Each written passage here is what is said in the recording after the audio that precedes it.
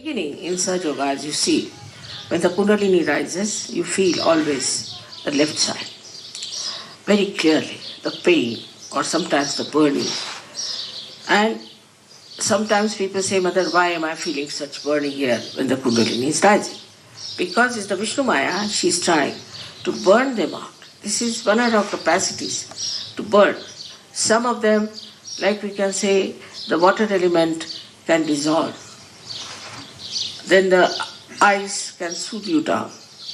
But Vishnu Maya is an element like electricity, which really puts you into proper shape by burning away your negativities. It's very surprising that this power of Vishnu Maya is of the left side. And despite that, it has that fire in itself that it can burn away the negativity bhoots on the left-hand side. Now let us see how we develop these left-hand side bhoots. It's very interesting because as we are dealing with Vishnu Maya, it should cooperate with her and should not have any more pains about it.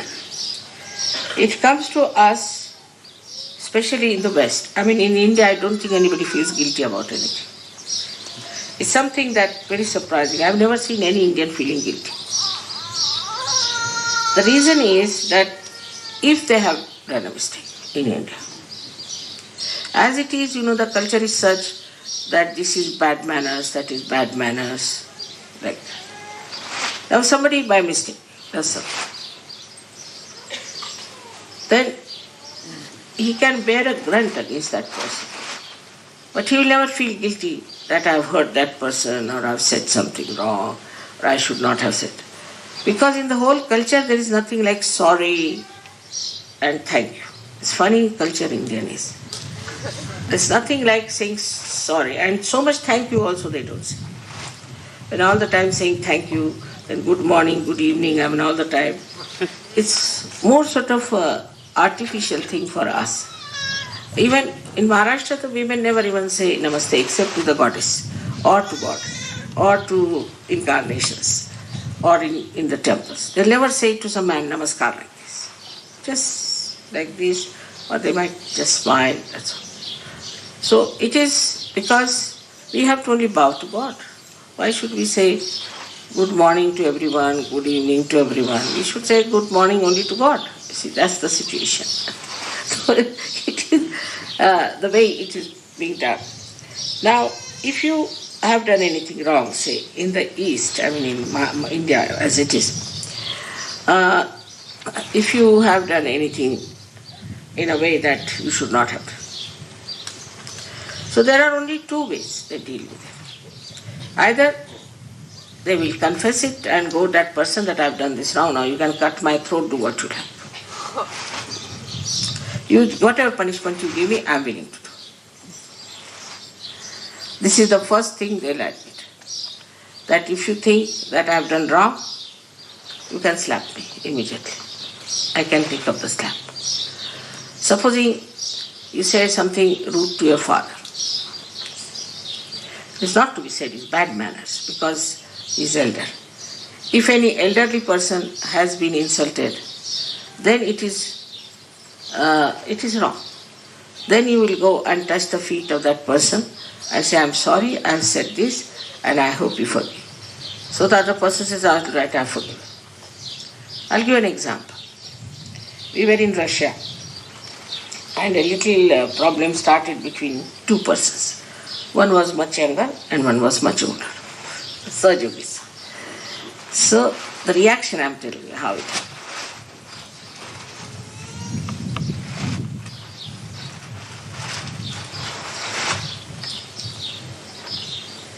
So the elder one came and complained at 2 o'clock in the night that this man said that you don't know what I am capable of. I said, really? That he should not have said such a thing to you. So I called that fellow, woke him up at about 2:30. I said, why did you say such a thing to him? You should not have said. He's your elder. You cannot say like that. Because he said that, Mother, he talked to me as if he would talk to his own servant. He didn't talk to me in the way he should have talked to me. So I said this. But I said, despite that, you cannot say this to your elders. You cannot say like that. Yes, of course, I know I made a mistake.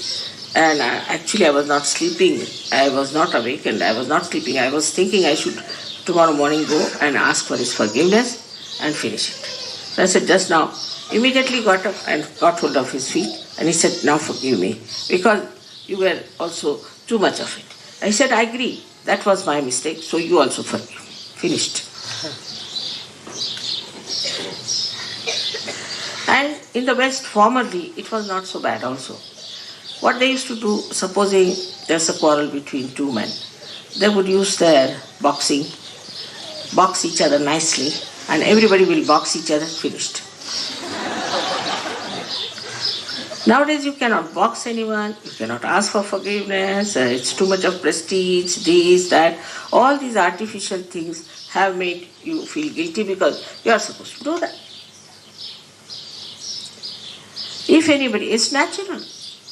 If anybody has said anything to you, you will just go and box him and say, why did you say such a thing to me? And that fellow will box you back and finished.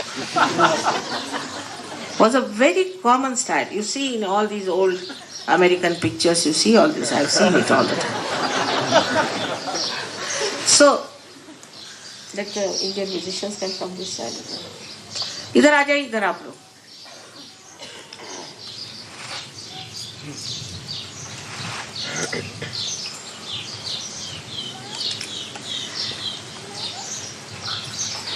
But this guilt business has come because of sophistication. I used to think, why do they feel guilty for everything? First is sophistication. First reason is because you cannot go and say somebody, oh, I'm sorry, I've said this, and please forgive me, and another person may not even forgive. So, this is due to sophistication and no communication. There is no communication. I mean, in a country like India, people will fight, and next day you will see them hugging each other. It doesn't last long, very much. But if there is any sort of a very big problem between the families or some uncertain ancient one, then they'll keep it up. They will not talk to that person, they'll keep that distance, they'll keep it all the time. But here it is not so. Superficially, they meet everyone. Superficially, they talk to everyone. But inside, they have that guilt. So because of this superficial sophistication, what has happened? That we suffer from this left Vishuddhi. And then Vishnu Maya gets angry. That's why most of the people in the West I've seen have left Vishuddhi, and even I have got it from you all. It's like that. So it's nothing, it's artificial, it is mythical, nothing to feel guilty about. After all, if you had done anything wrong, you would have been in jail. You are sitting here. So how can you be guilty? So this guilt business has killed our growth in Sahaja Yoga very much, I know that. So first of all, how to overcome your ego is the problem. Ego is there, and when you see your ego and you cannot say that you are egoistical, you have to put the result of that as a left Vishuddhi. So the first thing you have to do is to see that you have ego. Alright.